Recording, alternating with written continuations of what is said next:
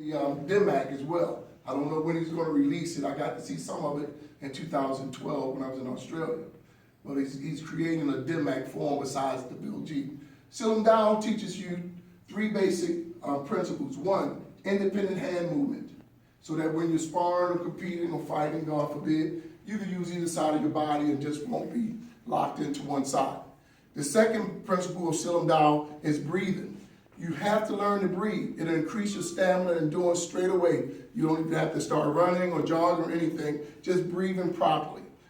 Typically when I fight in a competition, if I get winded, I go to the side and I make myself do the sit 'em down, and within seconds, I'm breathing normal. And try it for yourself if you know sit 'em down. Run, get your breath, heart rate go up, stop and do the sit 'em down. Watch how quick you get your breathing back under control. The third thing is to introduce you to Wing Chun's basic blocks and strikes. Now remember, Wing Chun is a system built on blocking, but not blocking as you might think, that blocking to strike. The blocks are strikes. The blocks are strikes. And I've won competitions, not even hitting the person, but doing hard can styles and bung styles, knocking their shoulder out of place. You would not believe it. Bill style to somebody's bicep when they swing around. It's quite incredible. But you'll get that. That's why the nun created a wooden blocking system, a wooden man, so that your blocks are very hard. The sit 'em down introduces you to all the basic blocks and strikes. Did you know there's only 4 strikes in sit 'em down? A punch, a palm, a finger jab, and you can use this as a chop, the foot style. But it's really 3 strikes in the sit 'em down. Everything else in the sit 'em down is blocks. It's only 3 strikes: a punch, a palm, and a finger jab. That's it. So the system is based around that. Chum Q is the second system. So Chum Q take those blocks and strikes, and now teaches you to put them to footwork. So it makes them even stronger. I can stand here and punch, but if I step with it, it's going to make it stronger. If I step with a block, you throw a round kick and I step into it, it's going to make it stronger. So Chum Q teaches you how to move your feet with your blocks and strikes. It's quite incredible. Then the third form is the Bill G. The Bill G, finish up from your sit 'em down Chum Q, teach you where to strike, where to hit the most vulnerable places, and it gives you different weapons to strike with. Different Bill G positions. And I say the other Bill G that I learned in Australia has phoenix eyes in it. Phoenix eyes. So the DMAC training teaches you all the different hand positions. Leopard's paw, shoot finger, thumb, phoenix eye, double lead knuckle, to these pressure points and meridians. So the system is really simple. It'll take you anywhere from 3 to 5 years to learn it, and you have it. You're done. You spend time mastering it. So today we're going to focus on Chum Q, how to use for traditional use for street, and then how you convert that to sport. Everything I've learned in Wing Chun, I've actually used it in competition. I just modeled it down. But I've used all my principles, everything. And we study the Loon Beak system. We're from the Loon Beak generation. Loon Beak. That's the guy that Ip Man met when he went to college. If y'all seen the movie, he met, and Ip Chung actually played his father's teacher. But that's our system. Traditional Wing Chun is from Loon Beak. That's what we do. And we have kicks, elbows, jumping, turning, spinning. I don't think you guys know the extent of the footwork that's in the Loon Beak system. But today I want to introduce some other footwork that you may not have done, and it's going to increase your ability to move and deal with block, attacking and defending. You can use the footwork, keep it or don't, but it's part of the Loon Beak system. And when I went to Australia in 2012 and got recertified Grandmaster, opened up a whole new chapter to me of things he can't always cover in workshops. So it was really good to have that 4-month training in Australia every day. I was there 7 days a week, and then Miss Trudy Chung told Grandmaster, Anthony need a day off. He said, no, he don't. I love her. Not that I don't love him.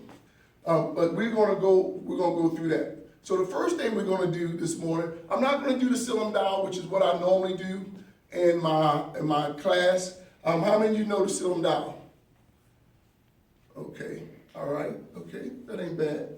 Well, what we'll do is we'll go straight away into what is called the grid protection system. The grid protection system. This is how that you view yourself once you get on guard and you sparring or you're competing or, God forbid, fighting. You see yourself as a grid. And the blocks we have in Wing Chun is designated for specific areas of your body. You can't use the same block on all areas of your body because remember, Wing Chun is not designed for self-defense. What do you mean? What do you mean, Sifu? Wing Chun was designed to fight other martial artists. Self-defense is a byproduct of Wing Chun. If all we had to do was to fight street fighters or street self-defense, you would need 2 blocks. One to stop a round punch, one to stop a straight punch. We would use a bill sow and a pack sow. That's it. Normal street fighters don't have skill. They're not jabbing, uppercut, knee, and throwing crescent kicks, jump knees, spinning kicks. Martial artists do that. So why do Wing Chun have so much blocking? So much, intricate movements to deal with? Because you're fighting a martial artist. You're not fighting a street fight. So get that out of your mind that you're training or you're learning Wing Chun for self-defense. On the street, you're not. That's a byproduct of it. When you make milk, you have the curd. It's the curd from the milk. Your self-defense is going to be a normal byproduct of it. If you run to do a race, you're running to do a race, you think you're going to lose weight, get better stamina, your endurance is going to get stronger? Yes, but your goal wasn't that. It was to do this race, this marathon. Wing Chun is learning how to fight a Muay Thai guy. Taekwondo, Hapkido, Shotokan, Muay Thai, Kempo. You're fighting other martial artists. Wing Chun was designed at a time that Shaolin Kung Fu was stolen and was taught to the enemies. So they created a system that could be learned in a third of the time to fight that. So it took 15 to 20 years. They created a system that would take 3 to 5 years to learn to fight martial artists. So they took the best stuff out of what they already had. So that's what Wing Chun is, guys. So don't worry about a street fighter. Some joker come up to you, talking smack. He's not a skilled fighter. Don't even sweat it. Don't go, oh my God, this is going to be the fight of my life. I'm going to have to pull out every Wing Chun technique I know. No, you probably use 2. And it'll probably be over with very quickly.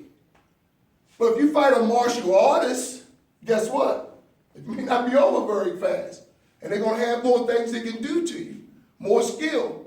That's why Wing Chun is designed to fight everything that was in Shaolin up to that point. Do y'all start to see that a little bit? Just a little bit. All right. How many in here been in a fight, or not a real fight, not siblings or anything like that, in a year? 2 years. 3, 5, 10. So if you look around, your chances of getting in a street fight is what? Kind of slim. You're not, probably will never. So stop training for that. Train for the other things of Wing Chun. To fight martial artists. To get, stronger physically, more stamina and endurance. To perfect this skill. It's not to fight on the street. It's not. It's to fight martial artists. So some of y'all might think, well, how do you achieve that? I've been going to tournaments. I have over 4,000 trophies. I've fought mostly every style that's out there. I say fought, I didn't say win, right?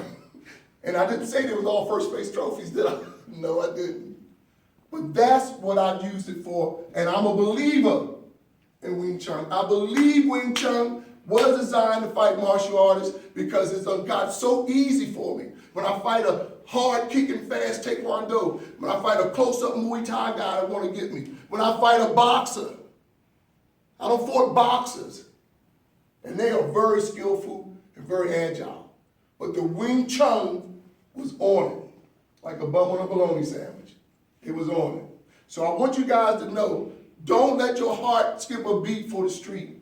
Don't even think about the street no more. Think about your training to fight martial artists. And you'll see a street fight is insignificant. It's squatching above.